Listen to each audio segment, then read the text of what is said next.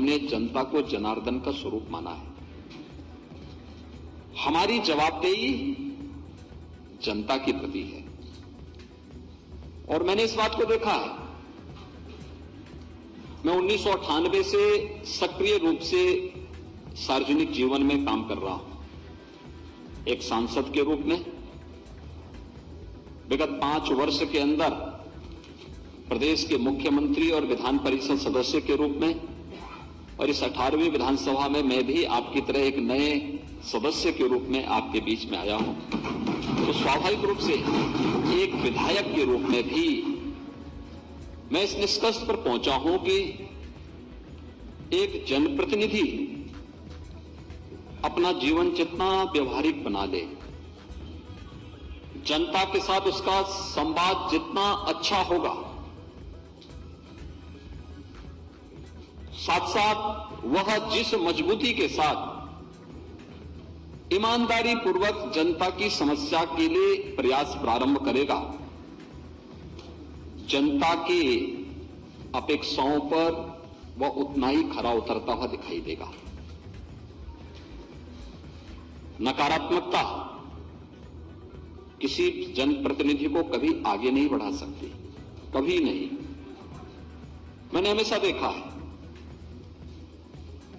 मैं इस चुनाव में भी देख रहा था, एक मान्य सदस्य थे, वो छोटी छोटी बातों को लेकर धरना प्रदर्शन करते थे, जाम करते थे। विकास की कोई योजना आती थी तो भी धरना प्रदर्शन शुरू होता था।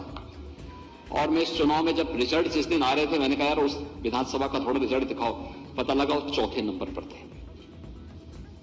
आप देख सकते हैं जनता कितनी जागरूक है, उसे मालूम है लोकतंत्र में जनता को जनार्दन का स्वरूप वैसे ही नहीं माना गया है।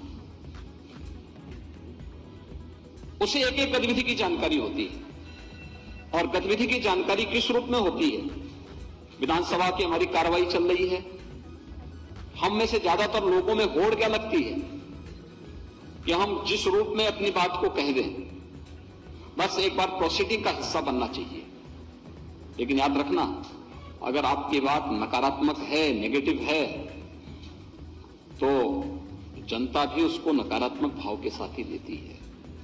उसका कोई क्रेडिट आपको नहीं मिल पाता है, बल्कि आपकी एक खराब छवि प्रस्तुत होती है।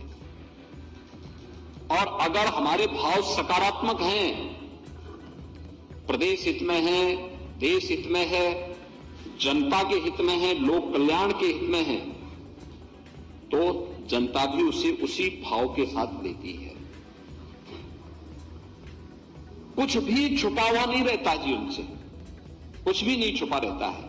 और इसलिए एक सकारात्मक भाव के साथ कार्य करते हुए जब हम जन अपेक्षाओं पर खरा उतरते हैं, तो जनता हमें बार बार समर्थन देती है। और जिस मुद्दे को आप सकारात्मक भाव के साथ उठाते हैं, उसका परिणाम भी उसी प्रकार से सकारात्मक रूप से मिलता हुआ दिखाई देता है।